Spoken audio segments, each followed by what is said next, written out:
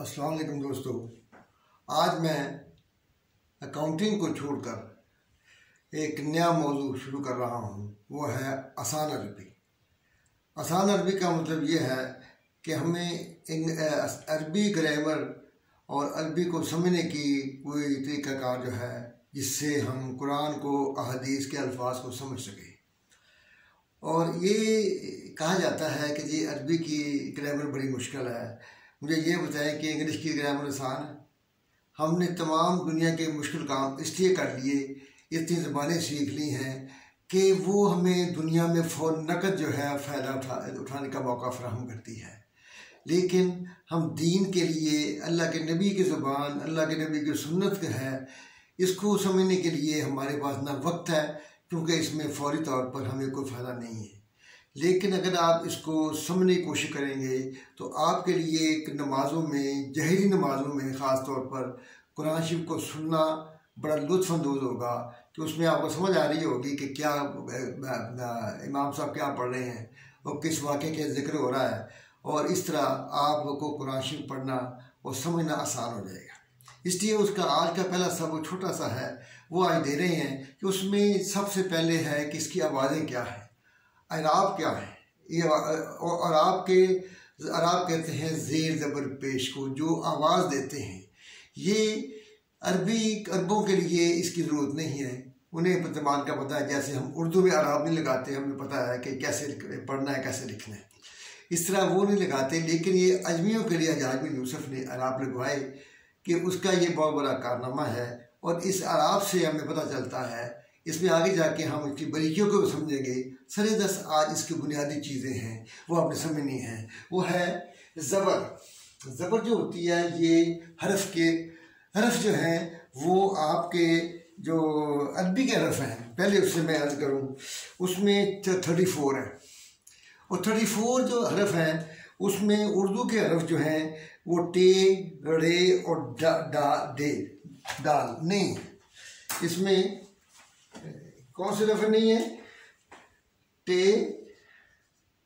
रे और डाल, यानी कि वो हर्फ जिनके ऊपर तोय आती है वो इसमें नहीं है।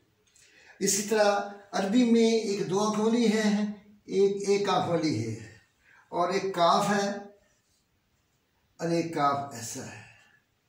ये 4 हर्फ जो हैं ये फालतू हैं, और 3 जो है उर्दू में नहीं है, अरबी में भी उर्दू में है, अरबी में नहीं।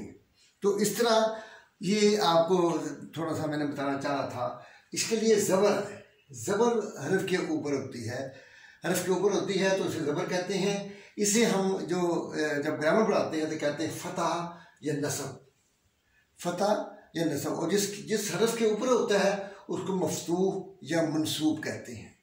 इसी तरह ज़ेर नीचे होती है और इसको कसरा कहते हैं या जर कहते हैं, और जिसके ऊपर हो उसी को कहते हैं मकसूर या मजरूर। इसके बाद पेश आते हैं, जिसको कहते हैं हम पेश को ज़म्मा या रफ़ा, और जिस हर्फ के ऊपर होती है उसको मज़मूम या मरफू कहते हैं। ठीक है जी। इसके बाद आती है तनवीन। तनवीन जो है ये 2 ज़बर, 2 पेश और 2 ज़ेर को कहते हैं। इसके साथ इसकी आवाज़ के बारे में बाद में बात करूँगा।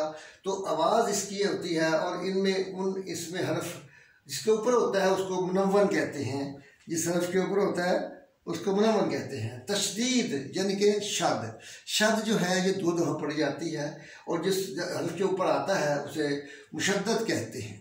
एक होती है खड़ी ज़बर, जिससे आवाज़ में फ़र्क पड़ता है, ये ऊपर भी होती है नीचे भी होती है। इसी तरह छोटी मद होती है, बड़ी मद होती है, इससे आवाज़ लंबी हो जाती है। अब मैं ये कहना चाहता हूँ कि अगर ज़बर हो तो इसका लफ्ज़ है आ, अगर इसके ऊपर खड़ी ज़बर हो इसका लफ्ज़ होता है आ, और अगर ये हो तो फिर आ लंबा हो जाएगा, और अगर ये बड़ी हो तो और आ लंबा हो जाएगा। इसी तरह ज़ेर जो है इसको ई की आवाज़ के पढ़ते हैं, पेश को ऊ की आवाज़ से पढ़ते हैं। जज़म में हम जाके उस लफ्ज़ को मिलाते हैं पिछले लफ्ज़ के साथ, और वहाँ साकिन हो जाते हैं, खामोश हो जाते हैं। जैसे ये अलफ है, इसके नीचे नून है, ज़ेर है, और यहाँ पे साकिन है, तो हम कहेंगे इन। क्या पढ़ेंगे? इन। अगर ये तशरीह है तो इसी लफ्ज़ को हम पढ़ेंगे